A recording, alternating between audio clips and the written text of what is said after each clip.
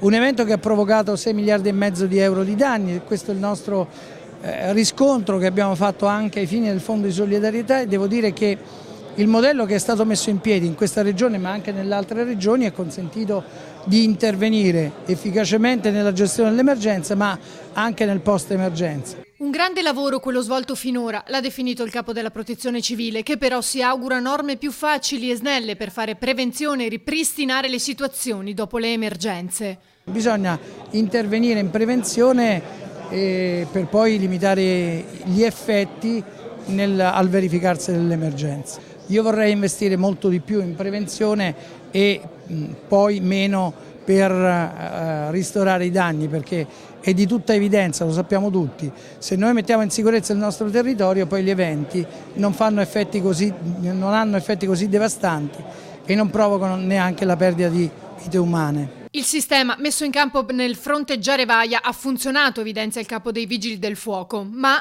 serve in più che tutte le componenti della Protezione Civile si parlino in tempo di pace, facciano delle esercitazioni, misurino le necessità e ove queste necessità non sono sufficienti vengano colmate.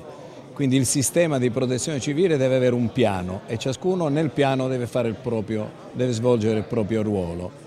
Nella tempesta Vaia questo ruolo è stato svolto abbastanza bene da ciascuno di noi e devo dire che la cosa ha funzionato molto bene. Certo, tutto è migliorabile, peraltro la tempesta Vaia non era uno di quegli scenari previsti dai piani di Protezione Civile. Intanto il coordinatore dell'associazione di categoria della filiera Legno e Energia fa sapere che ci vorranno almeno 5 anni per portare via tutti gli alberi abbattuti dalla tempesta Vaia.